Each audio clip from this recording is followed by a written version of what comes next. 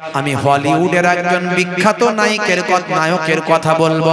তার মনে এই প্রশ্নটা জেগেছিল, আল্লাহ যদি থাকে তাকে দেখতে কেন পাই না, তার অস্তিত্ব কোথায়? সবকিছুকে যদি আল্লাহ সৃষ্টি করেন, আল্লাহকে কে সৃষ্টি করেছে?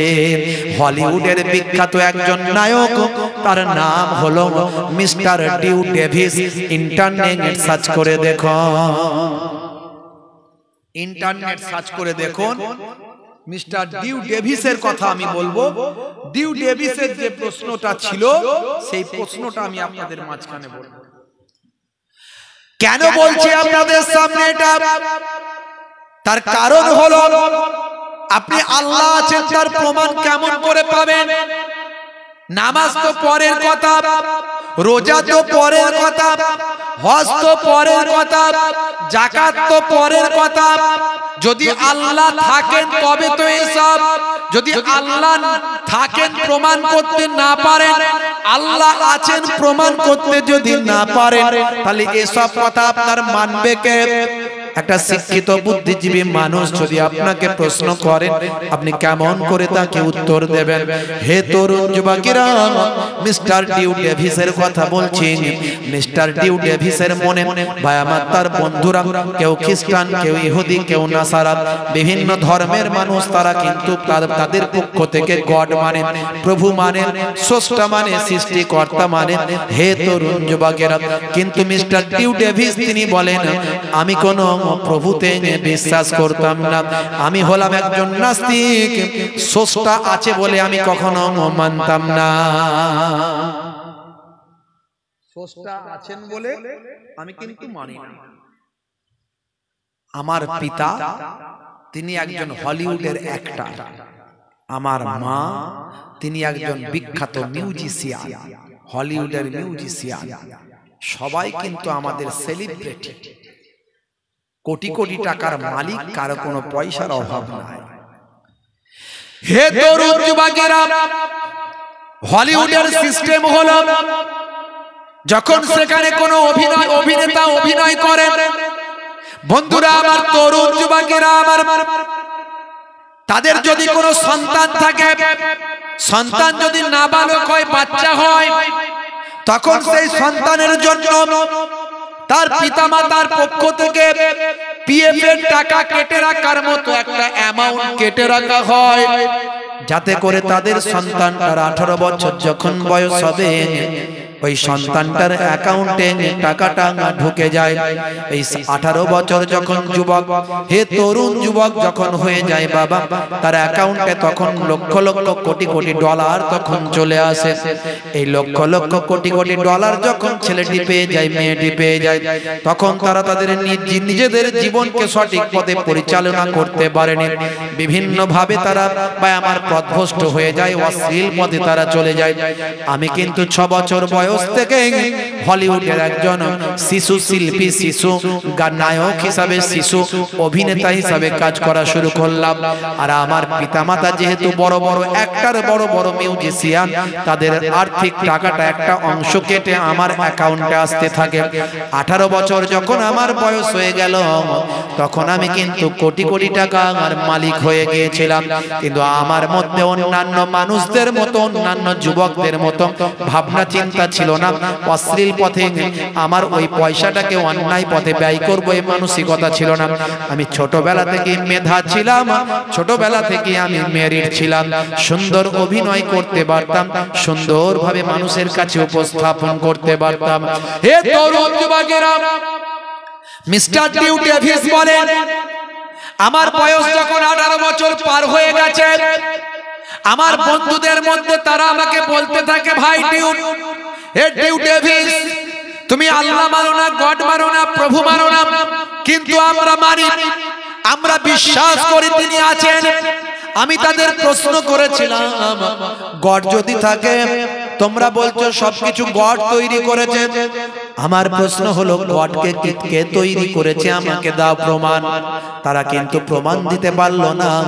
তারা আমাকে যখন প্রশ্ন বলল প্রভু আছেন, স্রষ্টা আছেন, সব কিছু সৃষ্টি করেছেন তিনি, আমি তখন বললাম প্রভুকে কে সৃষ্টি করেছে তার প্রমাণ দাও। তারা যখন কোনো উত্তর দিতে পারলো না, আমার মাথায় কিন্তু এই কথাটা স্ট্রাইক করলো। আমি চিন্তার মধ্যে বিভোর হয়ে গেলাম। আমি মনে মনে ঠিক করলাম, ঠিক আছে আমি মানি বা নাই মানি, কিন্তু বিভিন্ন ধর্মগ্রন্থগুলো একটু পড়া শুরু করি। এই বলে আমি 6 মাসের জন্য আমি কোনো অভিনয় আর করলাম না। আমি আর অ্যাক্টিং জগতে গেলাম না, অভিনেতার জগতে আমি গেলাম না।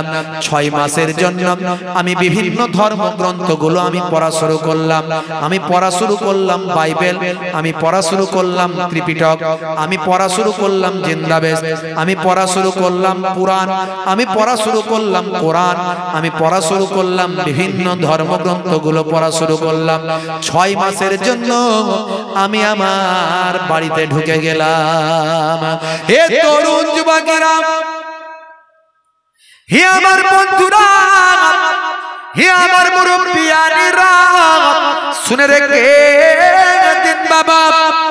আমি সেই সময় চিন্তা করলাম আমার 3টে প্রশ্ন, যদি 3টে প্রশ্নের উত্তর কোন ধর্ম দিয়ে দিতে পারে আমি তার ধর্মই গ্রহণ করব, সেই ধর্মটাই গ্রহণ করব। যদি আমার 3টে প্রশ্নের উত্তর কেউ দিয়ে দিতে পারে, কোন ধর্মগ্রন্থ যদি দিয়ে দিতে পারে, কোন ধর্মীয় ব্যক্তি যদি দিয়ে দিতে পারে, আমি তার ধর্মটাই গ্রহণ করব। এই চিন্তা ভাবনা নিয়ে সমস্ত ধর্মগ্রন্থগুলো নিয়ে আমি বাড়ির মধ্যে ঢুকে গেলাম। 6 মাস আমি আর অন্য কোনো কাজ করলাম না। 6 মাস ধরে শুধু ধর্মশাস্ত্র নিয়ে রিসার্চ করলাম, গবেষণা করলাম।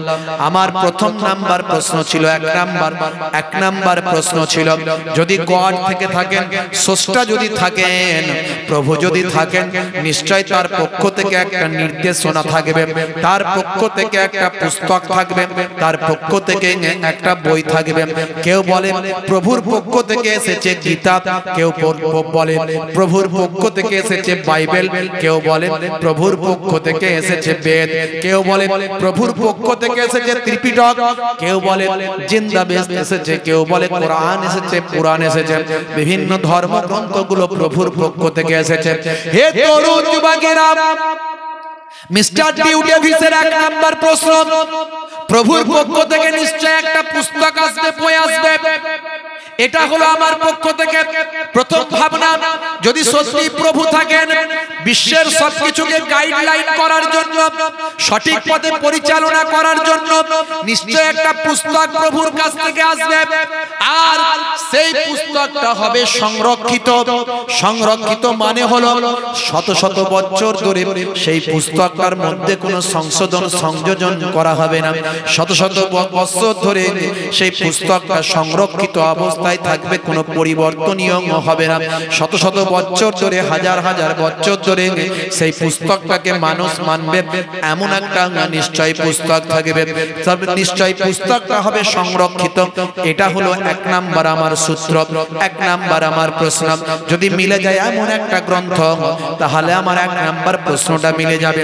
2 নাম্বার, হে তরুণ যুবকেরা, মিস্টার ডিউ ডেভিস বলেন 2 নাম্বার আমার প্রশ্ন ছিল, যদি এরকম একটা পুস্তক পাওয়া যায়, তাহলে নিশ্চয় 2 নাম্বার সূত্রটা যদি আমার মিলে যায়। কি সূত্র? ওই পুস্তকের মধ্যে কোনো বিরুদ্ধাচরণ, কোনো বক্তব্য থাকবে না। একটা চলবে, একটা চলবে না। একই বিষয়ের উপর একটা চলবে আর একটা চলবে না, এই রকম কথা থাকবে না। যেমন নামাজ কোথাও পড়তে বলা হলো, আবার কোথাও নিষেধ করা হলো, এরকম থাকবে না। অর্থাৎ বিরুদ্ধাচরণ বক্তব্য থাকবে না, বিরুদ্ধ বক্তব্য থাকবে না, সাংঘর্ষিক বক্তব্য থাকবে না, একটা বক্তব্যের মধ্যে মত পার্থক্য থাকবে না। নিশ্চয় প্রভু যখন বলবেন সারা পুস্তকটার মধ্যে একই কথা বলবেন। এটা হলো 2 নাম্বার আমার সূত্র। ভাই আমার, হে তরুণ যুবকেরা, আর 3 নাম্বার সূত্র সূত্রটা যদি আমার মিলে যায়, সেটা যদি আমার মিলে যায়, কি সেটা না, যখন সেই পুস্তকটা পৃথিবীর জমিনে পাওয়া যাবে, যখন সেই পুস্তকটা পৃথিবীর জমিনে আসবে, যেহেতু প্রভুর পক্ষ থেকে এসেছে, পৃথিবীর মানুষ সেই পুস্তকটার ব্যাপারে ভাই আমার তথ্যের ব্যাপারে অবগত থাকবে না। এমন এমন তথ্য সেই পুস্তকের ভিতরে থাকবে যা তৎকালীন যুগের মানুষের জানা থাকবে না। কথা বোঝা গেল? এক নাম্বার, প্রভু যদি থাকে, একটা তার পক্ষ থেকে বাণী আসবে, পুস্তক আসবে, আর সেই পুস্তকটা থেকে আমার তিনটে প্রশ্ন। পুস্তকটা যদি সংরক্ষিত হয়, সংরক্ষিত মানে শত শত বছর, হাজার হাজার বছর ধরে মানুষ মেনে আসছে, সংরক্ষণ করা আছে, তাতে কোনো সংশোধন সংযোজন কেউ করেনি, কেউ প্লাস মাইনাস করেনি, এক নাম্বার। দুই নাম্বার, সেই পুস্তকের বক্তব্যে কোনোটা কোনো বক্তব্য পক্ষে, আবার কোনো বক্তব্য তার বিপক্ষে, এরকম থাকবে না। সবটাই প্রভু যেটা বলবেন, সে প্রভুর বক্তব্য কখনো বিরুদ্ধাচরণ থাকবে না, যেটা বলা হবে সেটাই থাকবে। কোথাও বলা হবে মদ খাওয়া হারাম, আবার কোথাও সেই পুস্তকে বলা থাকবে মদ খাওয়া হালাল, এটা থাকবে না। হারাম হারাম, বোঝা গেল কথা? তিন নাম্বার, সেই পুস্তকটা ভাইরা আমার, তরুণ যুবকেরা আমার, মুরব্বিয়ানেরা আমার, শুনে রেখে দেন, জেনে রেখে দেন, ওই পুস্তকটা কি বলবো ভাইরা আমার, ওই পুস্তকটার মধ্যে এমন কিছু বক্তব্য, যে বক্তব্যগুলো, তথ্যগুলো সেই জামানা তৎকালীন যুগের মানুষেরা জানে না, যেহেতু প্রভুর কাছ থেকে এসেছে, প্রভুই জানেন, পৃথিবীর মানুষের জানার কথা নয়। এমন বক্তব্য সেখানে আছে, তখনকার মানুষ সেটা জানে না। গবেষণা করছে সব পুস্তক নিয়ে, করতে করতে মিস্টার ডিউ ডেভিস কোরআন মাজিদ পড়া শুরু করে দিলেন। জোরে হবে না? আর জোরে হবে না? যদি আগুন লেগে ধ্বংস হয়ে যায়, ধ্বংস হয়ে যায় পৃথিবীর সব বইয়ের দোকান, তবু বিশ্ব থেকে হারাবে না পবিত্র কোরআন। জোরে হবে না? পেছন দিকের মানুষগুলো একটু জোরে হবে না? হে তরুণ যুবকেরা আমার, আমার আল্লাহ কোরআন মাজিদে বলেন যালিকাল কিতাব। আরবিতে যদি বলা হয় মানে এই হাযাল কিতাব, এটা হলো সেই কিতাব, লা শাক্কা ফি, এতে কোনো সন্দেহ নাই, যালিকাল কিতাব লা রাইবা ফি হুদাল লিল মুত্তাকিন, এটা হলো সেই কিতাব যাতে কোনো সন্দেহ না হয়, মুত্তাকি বান্দারা এই কিতাব থেকে হেদায়েত প্রাপ্ত হবে। মুত্তাকি বান্দা বলতে কারা? যারা আল্লাহকে ভয় করে। হে তরুণ যুবকেরা, আমার আল্লাহ বারবার বলেছেন, ইয়া আইয়ুহাল্লাযীনা আমানুত্তাকুল্লাহ, হে বিশ্বাসী বান্দারা, তোমরা আমি আল্লাহকে ভয় করো। আল্লাহকে যদি বান্দা বেশি বেশি ভয় করতে পারে, তখনই বান্দা মুত্তাকি বান্দা হতে পারবে। আমরা আল্লাহকে বেশি ভয় করি না পুলিশকে বেশি ভয় করি? বলেন তো কাকে ভয় করি? মন থেকে, অন্তর থেকে বলবেন ঠিক করে। ওই ওপরে হুজুরকে খুশি করার জন্য আল্লাহকে ভয় করি বলে দেবেন। আর জোহরের আজান হচ্ছে, আর ওদিকে পুলিশ এসেছে, পুলিশ এসে ডাক দিয়েছে, আজানে যাবেন না পুলিশের কাছে যাবেন? নামাজ আমার অনেক আছে বাবা, আগে পুলিশ বাবু কি বলছে দেখি, বাবারে ধরে নিয়ে চলে গেলে বিপদ হয়ে যাবে। কথা ঠিক না ভুল? এসডিও সাহেব চিঠি করেছে, চিঠি কাল সকাল 10টার সময় এসডিও অফিসে এসে দেখা করো, সিভিক পুলিশ চিঠিটা ঘরে দিয়ে চলে গেল। 10টার সময় সলিমউদ্দিন ভাইকে এসডিও অফিসে ডেকেছে। আপনি 10টায়, 10:30টায় গিয়ে পৌঁছাবেন, 11টায় গিয়ে পৌঁছাবেন, না কটায় যাবেন? সকাল 9টার আগে গিয়ে বসে থাকবেন। বাবা রাস্তায় জ্যামে যদি পড়ে যায়, লেট যদি হয়ে যায়, 10টার জায়গায় 10:30টা হয়ে গেলে আবার বিপদ বেড়ে যেতে পারে। কথা ঠিক না ভুল? তাহলে মুসলমান ভয় কাকে বেশি করি, আল্লাহকে না পুলিশকে? আল্লাহকে না নেতাকে? নেতাকে, চোরকে, ডাকাতকে। শেষে আল্লাহকে একটু না জান্নাত যদি না দেয়, সবাই বলছে হুজুররা এত ওয়াজ করছে, নামাজটা না পড়লে নয়, হলে হলো, না হলে না হলো, চল না বাবা কোন রকমের দুরাকাত পড়ি। জুম্মার দিনে বাঁশবাগানের ঝাড় থেকে ফ্রি ফায়ার খেলতে খেলতে মুসলমানের পল্টু ছুটে ছুটে, ভাই আমার ফ্রি ফায়ার বন্ধ করতে করতে ইমাম সাহেব যখন আল্লাহু আকবার বলেছে, ও খেঁচে মেরে দৌড়ে মসজিদে গিয়ে কোন রকমে পাশ কাটিয়ে সিজদাটা ঠকা ঠক মেরে দিয়েছে। বুঝতে পারছেন? এই তো আল্লাহকে ভয় করি না। নামাজটা জুম্মার দিনেও পড়লে লোকে বলবে জুম্মার নামাজও পড়েনি। আরো ভালো করে জানে, হুজুররা বলে মনে হয় যে 3টে জুম্মা বাদ দিলে নাকি মুসলমানের খাতা থেকে বাদ। এই মশলা ভালো জেনে আছে, 2টো বাদ দিলেও 3 নম্বরটা মিস করবে না। যেখানেই থাকুক 2 রাকাত ছুটতেই হবে মাথা গিয়ে, না হলে নাম যদি কেটে যায়। বুঝতে পারছেন? হ্যাঁ, মুসলমানের ছেলে শাহরুখ খানের ভক্ত, সলমান খানের ভক্ত, নায়ক গায়কের খেলোয়াড় প্লেয়ারের ভক্ত। হাই রে হাই, রাগ করবেন না ভাই। মুসলমান মাথা চুলে ছাঁট দেখলে বমি এসে যায়। কি চুলে ছাঁট? বলে হুজুর এটা রোলান্ডিনহোর ছাঁট দিয়েছি। সর্বনাশ! রোলান্ডিনহোর ছাঁট, ওটা ও কি মানায়, তোমাকে মানায় না। ওটা ও কি মানায়, তোমাকে মানায় না। তুমি চাইনিজদের স্টাইল করছো, কে আল্লাহ চাইনিজ করেছে, ওর স্টাইলটা ওকে মানায়। তোমাকে আল্লাহ মুসলমান ঘরে পাঠিয়েছে, তুমি মুসলমান ঘরের স্টাইলটা দাও, ওটা তোমাকে মানাবে, দুনিয়াতেও মানাবে, আখেরাতেও মানাবে। কথা ঠিক না ভুল? মুসলমানের ছেলে হাতে বালা, কানে দুল, প্যান্টের 3 জায়গায় ছেঁড়া, হাতে লাগিয়েছে কালো কার, পায়ে লাগিয়েছে কালো কার, মাথার চুলের ছাঁটটা সে চিমার মতো না রোলান্ডিনহোর মতো দিয়েছে। High high! মুসলমান আজকে নায়ক গায়কের ভক্ত হয়ে এদের চরিত্র কোন জায়গায় পৌঁছে গেছে। আল্লাহ আমাদের হেফাজত করেন। আমরা জানি না অন্যায় করছি বা করেছি, আমরা জানলাম কেন অন্যায় করব। মাঝে মাঝে জলসা এলে ওই খড়ি বাড়িতে একটু দাঁড়িয়ে চা খাই। বুঝতে পারছেন? চাটা ভালো করে তো, একটু দাঁড়াই চা খাই। রাস্তায় মসজিদে, ওখানে একটা ছোট মতো মসজিদ আছে, মাঝে মাঝে নামাজ পড়ি। কোন সময় যদি দেরি হয়ে যায়, হয়তো জামাত হয়ে গেছে, সময় দেরি হয়ে গেছে, গাড়িটায় বসে বসে একটু পশ্চিম দিকে মুখ করে আর একটু নামাজটা বসে বসে পড়ি। কোন কোন সময় এত ভিড়, হাই রে হাই, ছেলে মেয়ে সেখানে হই হই হচ্ছে। বুঝতে পারছেন? মুসলমানের ছেলে মেয়ে অশ্লীল ভাবে ঘোরাঘুরি করছে, এমন মানুষও সেখানে ঘোরাঘুরি করছে। ভাইরা আমার, তরুণ যুবকেরা আমার, বিয়ে শাদী হয়নি, বিয়ে শাদী হয়নি, যুবক যুবতীরা তারা হাত ধরে ঘুরে বেড়াচ্ছে।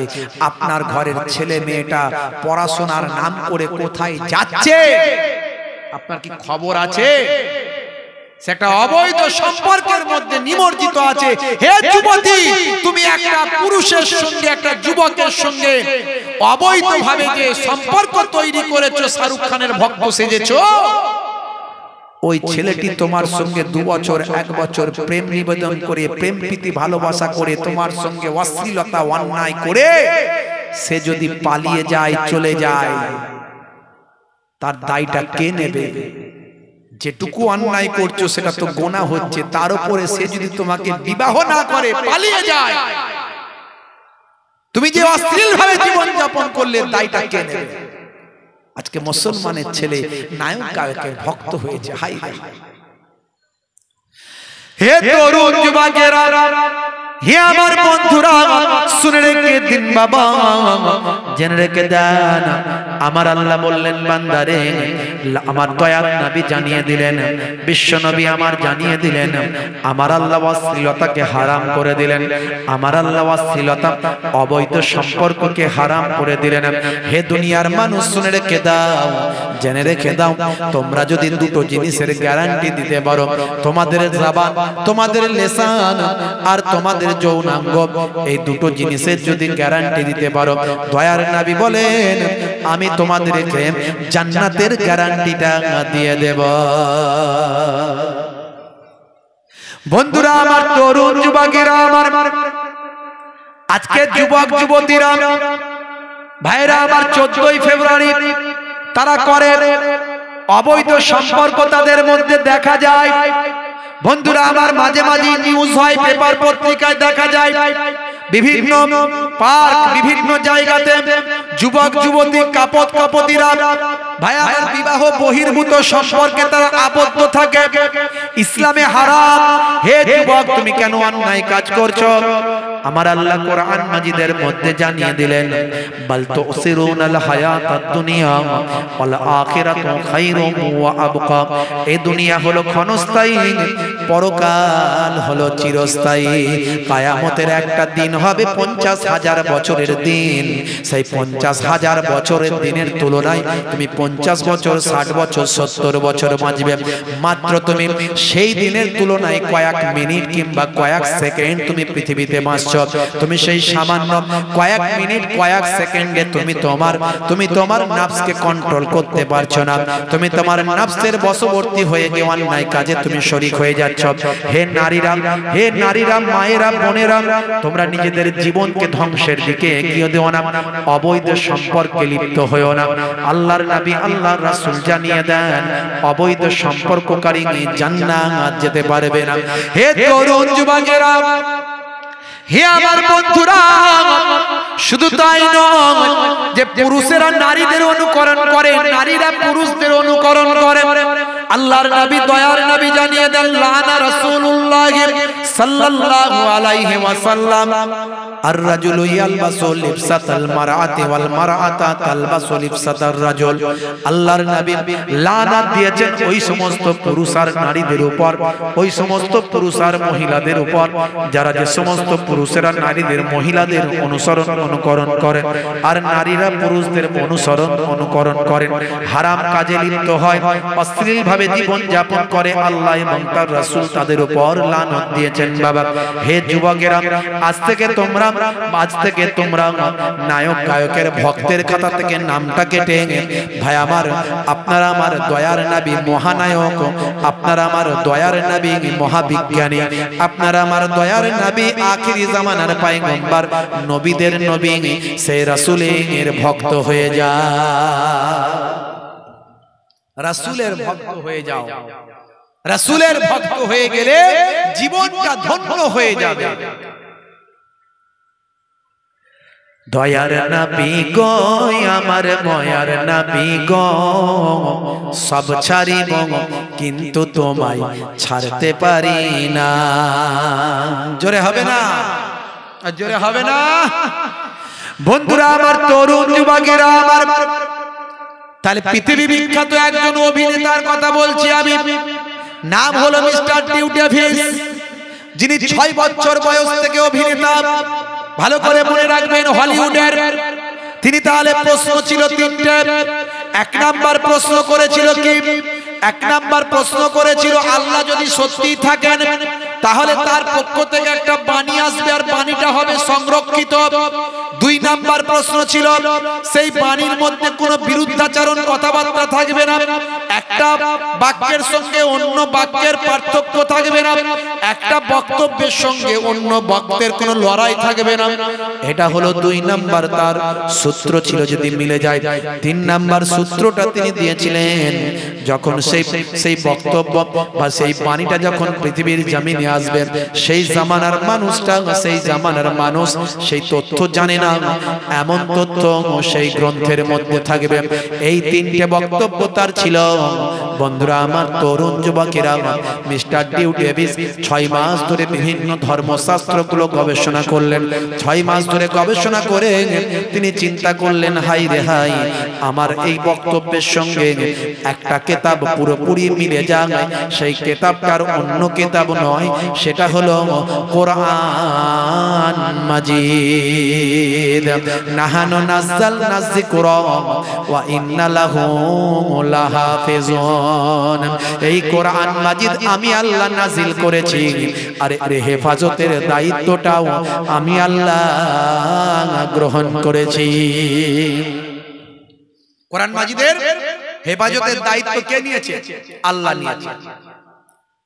যদি আগুন লেগে ধ্বংস হয়ে যায় পৃথিবীর সব বইয়ের দোকান, তবু বিশ্ব থেকে হারাবে না পবিত্র কোরআন। করবে কেমন করে কোরআন ধ্বংস? আগুনের তেজ। করবে কেমন করে কোরআন ধ্বংস? আগুনের তেজ। আছে বিশ্বে ভরা অগণিত কোরআনে হাফেজ। তারা ছাপি আসমানি গ্রন্থ, তারা ছাপি আসমানি গ্রন্থ, বাঁচাবে ইসলামের সম্মান, তবু বিশ্ব থেকে হারাবে না পবিত্র কোরআন। জোরে হবে না?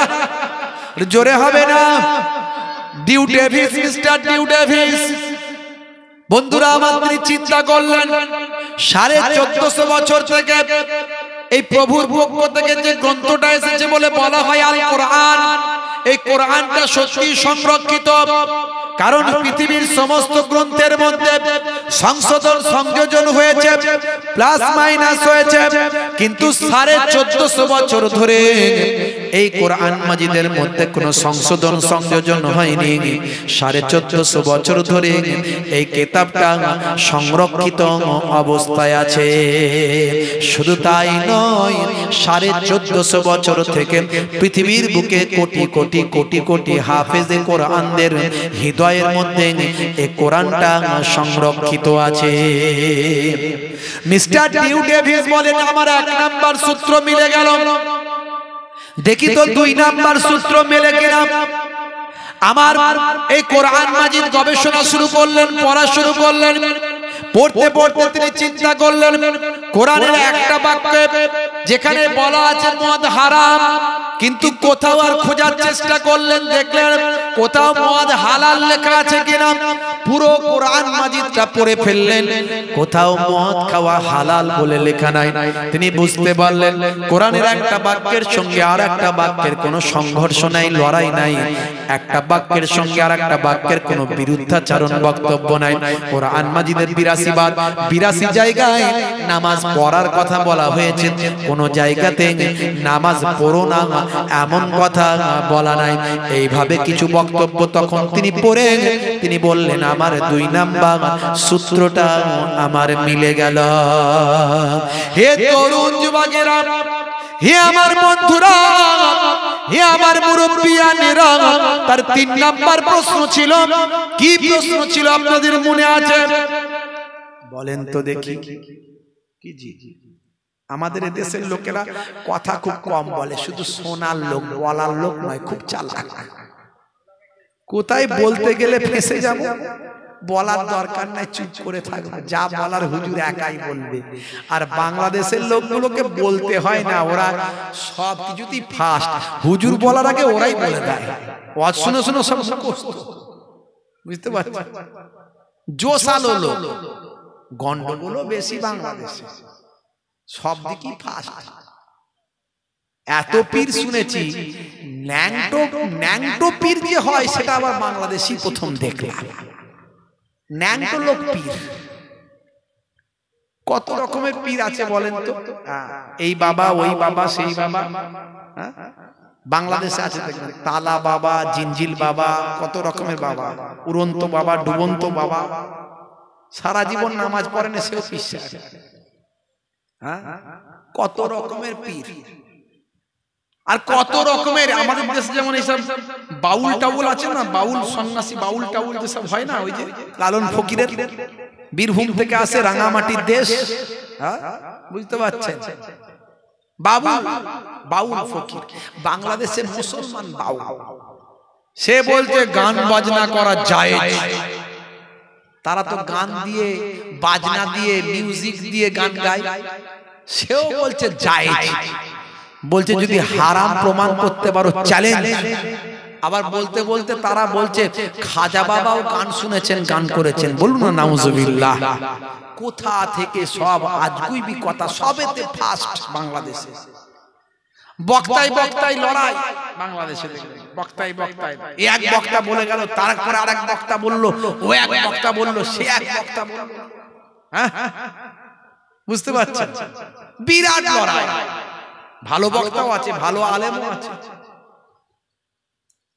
এই কদিন আগে, এই কয়েকটা দিন আগে বাংলাদেশের একজন শেখ বক্তা আছে, শেখ, নাম হলো শেখ আহমদুল্লাহ। ইন্টারনেটে দেখবেন খুব হইচই চলছে, পক্ষে বিপক্ষে বিরাট বক্তব্য, বিরাট তোলপাড় চলছে। শেখ আহমদুল্লাহ সেই বক্তা বক্তব্য রেখেছে, তার বিরুদ্ধে আবার একটা বক্তব্য বক্তা আছে দেখবেন, মুফতি গিয়াসউদ্দিন তাহিরি, খুব ফেমাস। যা জিকির করে না, জিকির শুনলে মাথা খারাপ, বুঝতে পারছেন? লোকে মাঝে মাঝে গাছে উঠে পড়ে জিকির শুনে। হ্যাঁ, বাংলাদেশে দেখবেন জিকির হয়, এমন জিকির হচ্ছে স্টেজ থেকে, মজলিস থেকে লাফিয়ে বক্তার ঘাড়ের উপর দিয়ে ডিমবাজি খেয়ে মাইক ফাইক নিয়ে টেনে নেমে বেরিয়ে যাচ্ছে একদম। মাথা খারাপ, জিকির দেখলে মাথা খারাপ হয়ে যায়। ওই গিয়াসউদ্দিন তাহিরি সাহেবের প্রথম আমি চিনলাম কবে জানেন? যখন ওই জিকির করতে করতে বলছেন বসুন বসুন, বসে যান হাইবার আলী। আমার সেই হাইবার আলী শুনে খুব হাসি পেয়েছিল। তারপর থেকে গিয়াসউদ্দিন সাহেব বক্তা ভালো, বুঝতে পারছেন, আলেমও ভালো, কিন্তু কিছু কিছু সব যা সবাইরই গন্ডগোল কিছু কিছু আছে। এ শায়েখ বলেন, মৌলানা বলেন, মুফতি বলেন, সবেরই কিছু কিছু গন্ডগোল, সবেতেই ফাঁস করা। শেখ আহমদুল্লাহ সাহেব ভালো আলেম, যোগ্য আলেম। গিয়াসউদ্দিন তাহিরি সাহেব, সেও যোগ্য আলেম, ভালো আলেম। শেখ আহমদুল্লাহ সাহেব বক্তব্য রাখতে গিয়ে বলেছে যে নবী পাক সাল্লাল্লাহু আলাইহি ওয়াসাল্লাম 40 বছর বয়সে নবী হয়েছিলেন, তার আগে নবী ছিলেন না। 40 বছর বয়সে নবী হয়েছিলেন। হয়তো পুরোপুরি ক্লিয়ার করেননি বিষয়টা, যে 40 বছর বয়সে নবুয়তের স্বীকৃতি পেয়েছে। কিন্তু কথাটার মধ্যে খুব ভাবনা চিন্তার কথা। যদি তুমি বলো যে 40 বছর বয়সে নবী হয়েছেন, তার আগে নবী ছিল না, তার মানে তার আগে যদি নবীকে অস্বীকার করা হয় নবী ছিল না বলে, তাহলে আল্লাহর কোরআন এবং রাসূলের হাদিসের বিরুদ্ধে চলে যাবে। কারণ আল্লাহর নবী বলেছেন, তিরমিজি শরীফের হাদিসের মধ্যে এসেছে এবং অসংখ্য হাদিসের মধ্যে এসেছে, সনদটা হলো সহিহ বলেছেন শেখ আলবানী থেকে শুরু করে আরো অন্যান্য তারা যাদের মানেন, এরকম অনেক শেখরা এই হাদিসের সনদকে সহিহ বলেছেন। আল্লাহর নবী বলেছেন যে যখন আল্লাহ রাব্বুল আলামিন আমার নবুয়তকে সৃষ্টি করেছেন, নবুয়তকে পয়দা করেছেন, তখন হযরতে আদম নবীর জাসাদ তৈরি হয়নি, হযরতে আদম নবী সৃষ্টি হয়নি। তার আগে আদম নবী যখন ধুলো মাটির মধ্যে ছিলেন, তার আগে থেকে আমি নবীকে আল্লাহ নবুয়তের দান করে দিয়েছেন, আমি নবীকে নবী হিসেবে কবুল করে নিয়েছেন, আমাকে নবুয়ত দিয়েছেন। তাহলে যদি অস্বীকার করা হয়, কোরআন মাজিদ আল্লাহ রাব্বুল আলামিন আমার নবীকে বলছেন, হে নবী মনে করুন, স্মরণ করুন। কি স্মরণ করবেন? ওয়াইজ ক্বালা রাব্বুকা লিল মালাইকাতি ইন্নী জাইলুন ফিল আরদি খলিফা ক্বালু আতাজআলু ফিহা মান ইফসিদু ফিহা ওয়া ইসফিকু দিমা ওয়া নাহনু নুসাব্বিহু বিহামদিকা ওয়া নুকাদ্দিসু লাক ক্বালা ইন্নী আ'লামু মা লা তা'লামুন। হে নবী স্মরণ করুন সেই দিন নবীকে বলছেন স্মরণ করুন সেই দিন, ওয়াইজ ক্বালা রাব্বুকা, যেদিন আপনার রব বলেছিলেন, যখন আপনার রব বলেছিলেন। এখানে আল্লাহর নবীকে আল্লাহ উদ্দেশ্য করে বলছেন, তার মানে যখন আল্লাহ বলেছিলেন আপনার রব বলেছিলেন কাদেরকে? মালাইকাদেরকে।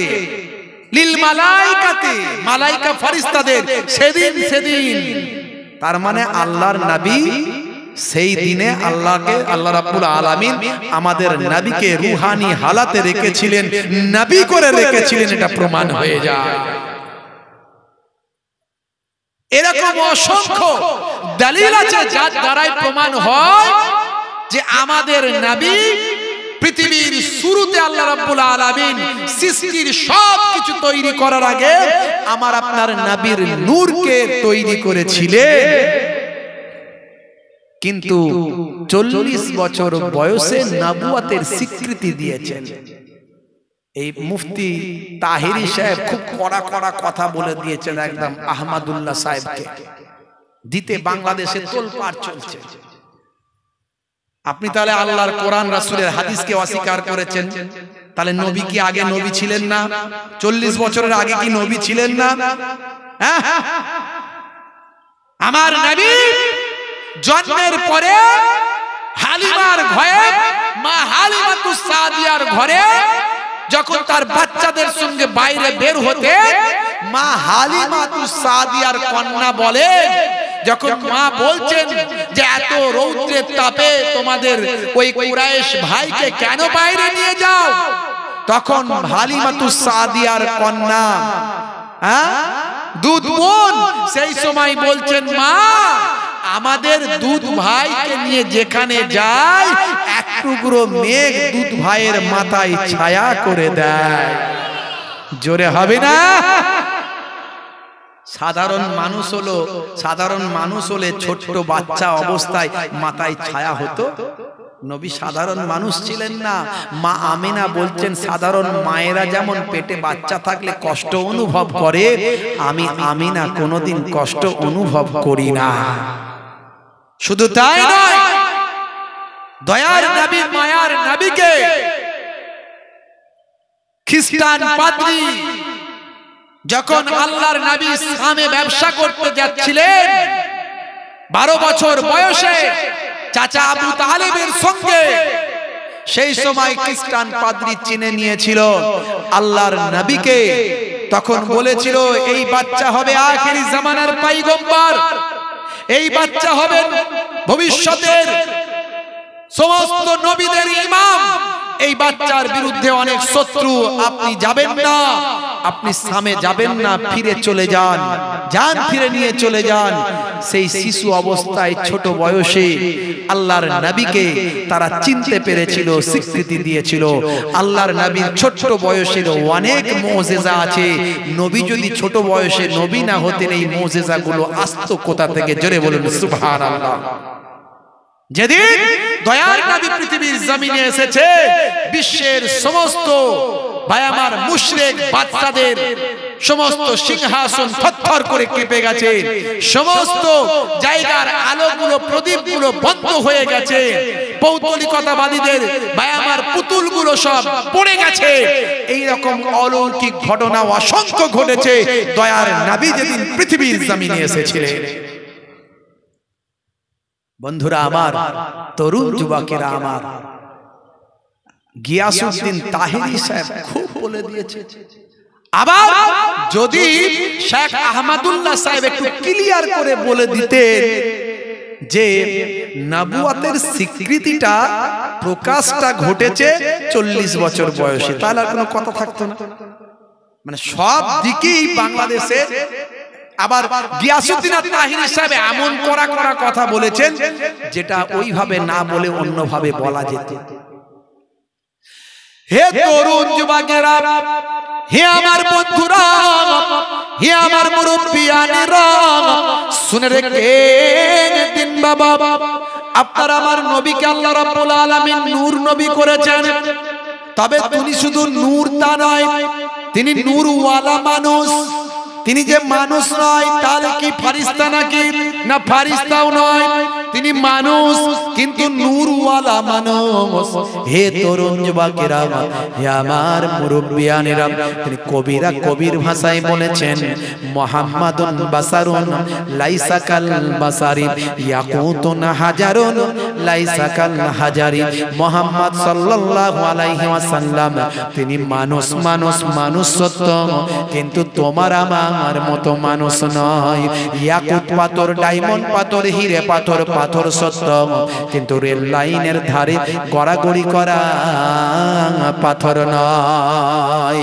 হে তরুণ যুবকেরা, যারা বলবেন নবী আমাদের মতো মানুষ, আমরাও যেমন করি নবীও তেমন করে, তার মানে আমি অন্যায় করি নবীও করে, নবীকে অপরাধী বানালে ঈমান থাকবে না, সাধারণ অতি সাধারণ মানুষ বানিয়ে ফেললে ঈমান থাকবে না।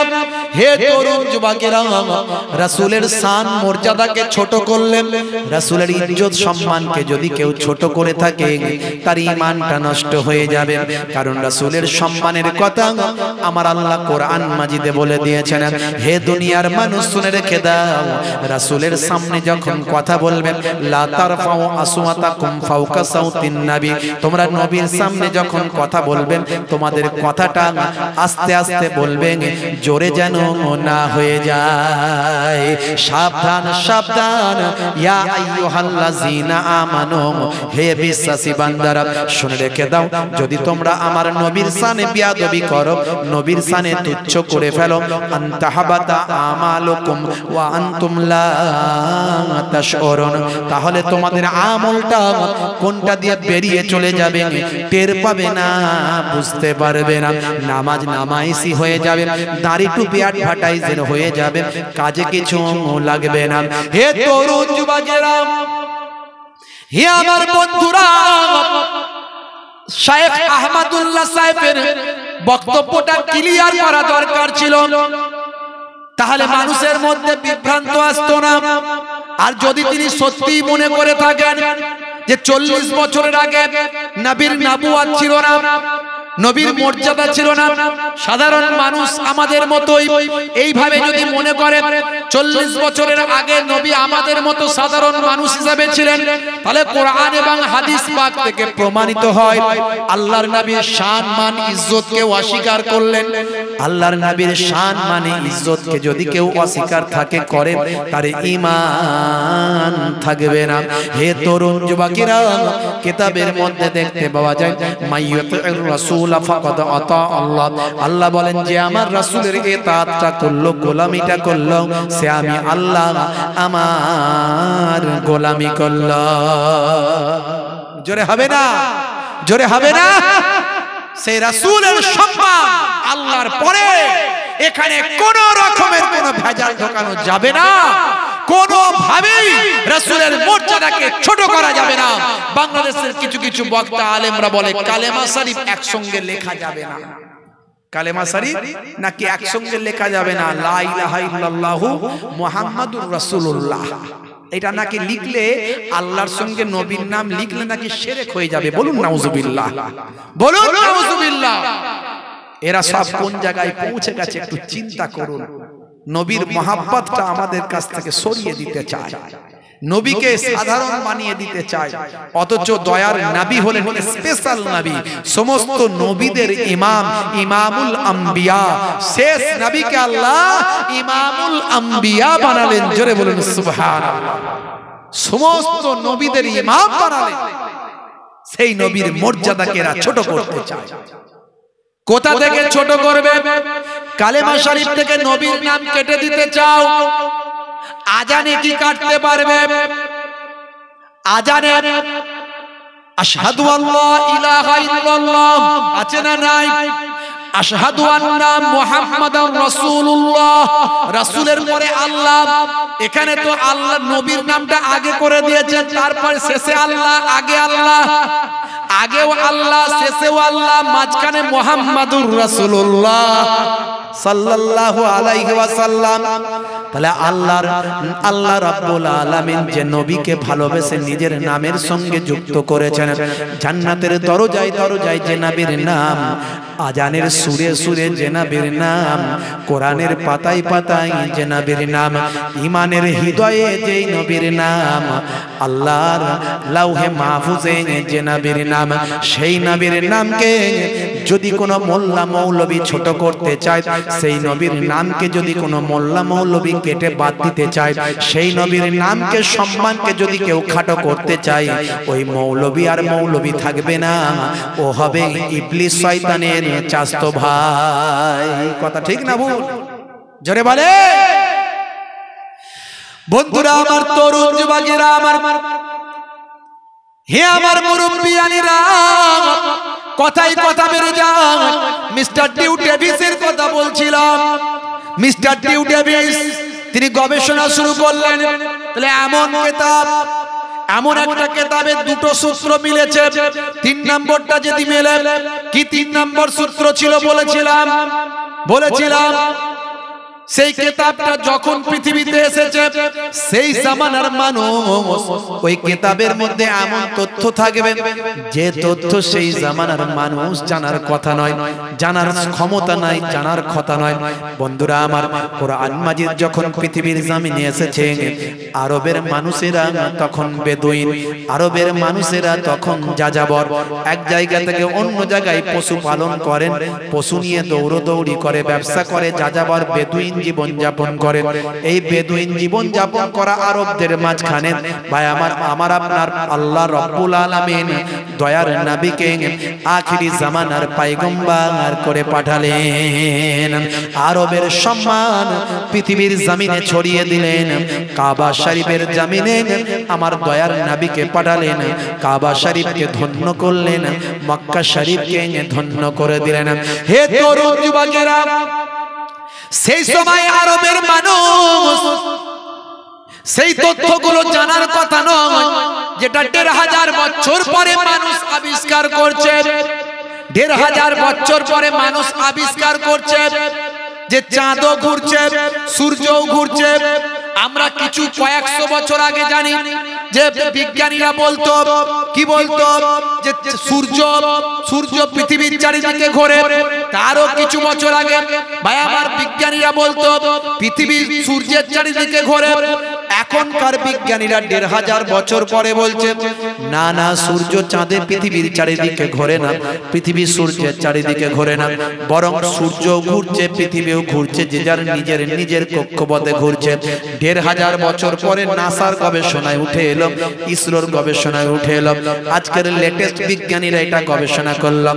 অথচ সেই বেদুইন জীবনের মানুষদের তো জানার কথা নয়, সূর্য ঘুরছে, চাঁদও ঘুরছে, এসব তো জানার তখন কথা নয়। মিস্টার ডিউ ডেভিস চিন্তা করে, হায় রে হায়, কোরআন কেমন করে জানল? কোরআনে বলা হয়েছে, সূরা রহমান খুলে দেখুন, সূরা রহমান পড়ে দেখুন, আমার আল্লাহ বলছেন আশ-শামসু ওয়াল কামারু বিহুসবান, সূর্য এবং চন্দ্র যে যার নিজের কক্ষপথে ঘুরে বেড়ায়। জোরে হবে না?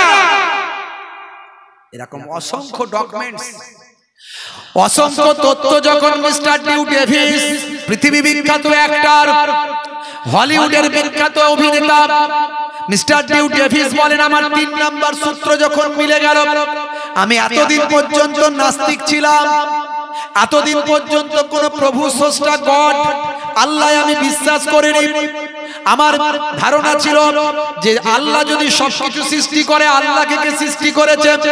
এখন আমার তথ্য মিলে গেল, 3টে সূত্র মিলে গেল। আমি বিশ্বাস করলাম আল্লাহ সত্য, আল্লাহ আছেন, কোরআন সত্য, আল্লাহ সত্য, আখিরি জামানার পয়গম্বর সত্য। আমি মিস্টার ডিউ ডেভিস, আমি কালেমা পড়ে বিশ্বনবীর শিষ্য হয়ে গেলাম। জোরে হবে না? আর জোরে হবে না? নারে তাকবীর! বন্ধুরা আমার, তরুণ যুবকেরা আমার, বেশি তথ্য দেওয়ার দরকার নাই। আজকে যারা এখনো নামাজ পড়েননি, এখনো যাদের মুখে দাড়ি রাখতে লজ্জা লাগে, মিস্টার ডিউ ডেভিসের কথা শুনে আপনার কি মনে হলো? মিস্টার ডিউ ডেভিসের মতো এত বড় একজন অ্যাক্টর অমুসলিম নাস্তিক, সে যদি নবীর সুন্নত মানে, সে যদি নামাজি হয়ে যায়, ভাই আমার mister Gary Miller, Jennifer, Michael Jackson, ভাই আমার কেসিয়াস কেলেব, গোল্ড ডেভিড, হে তরুণ যুবকেরা, হে আমার মুরব্বিয়ানেরা, শুনে রেখে দিন বাবা, জেনে রেখে দিন বাবা, এই সমস্ত পৃথিবী বিখ্যাত পণ্ডিতেরা, তারা যদি অনেক কষ্ট করে যদি আল্লাহকে পায়, কোরআন মাজিদকে প্রমাণিত করে, নবীর সুন্নত গুলো যদি মেনে চলে, ছোট্টবেলা থেকে আপনি কোরআনের ঘরে আপনার জন্ম, ছোট্টবেলা থেকে জুম্মার নামাজ পড়েছেন, ছোট্টবেলা থেকে হে তরুণ যুবকেরা আলিফ বা তা সা বে তে সে, ভাই আমার আপনি পড়েছেন বিসমিল্লাহির রহমানির রহিম, আলিফ লাম মিম, যালিকাল কিতাব লা রাইবা ফিহি হুদাল লিল মুত্তাকিন, আপনি ছোট্টবেলা থেকে পড়েছেন, আপনি কেমন করে বেনামাজি হতে পারেন, কেমন করে বেদাড়িওয়ালা হতে পারেন, কাল কিয়ামতের দিনটা এক একটা দিন হবে 50,000 বছরের দিন, সেই তুলনায় আপনি কয়েক মিনিট বা কয়েক সেকেন্ড পৃথিবীতে আছেন, আপনি কেমন করে বেনামাজি হতে পারেন? মিস্টার ডিউ ডেভিস যদি নামাজি হয়ে যান, দাড়িওয়ালা আল্লাহওয়ালা হয়ে যান, আজ থেকে প্রতিজ্ঞা করুন আপনি নামাজ ছাড়বেন না, রাসূলের সুন্নত ভুলবেন না, দাড়ি আপনি কাটবেন না, ছোট হোক আর বড় হোক দাড়িটা রাখবেন। হে নায়ক গায়ক খেলোয়াড় প্লেয়াররা রেখেছেন, কিন্তু আপনি রাখবেন নবীর সুন্নত মনে করে, যদি সুন্নত মনে করে, নবীর সুন্নত মনে করে, সবচেয়ে বড় ভাই আমার বড় সুন্নত দাড়িটা যদি রাখেন, সবচেয়ে বড় ইবাদত 5 ওয়াক্ত নামাজটা যদি পড়েন, মুনকার নাকির ফেরেশতা যখন কবরে আসবে আপনার ইবাদতটা দেখতে পাবেন, জান্নাতটা দিয়ে দেবে। যাদের ভিতরে সুন্নত পাওয়া যায় তারা কেউ পথহারা হয় না, রাসূলের পথে যারা চলে দুনিয়ায় বাতিলের বাধা তারা মানে না। জোরে হবে না, জোরে হবে না।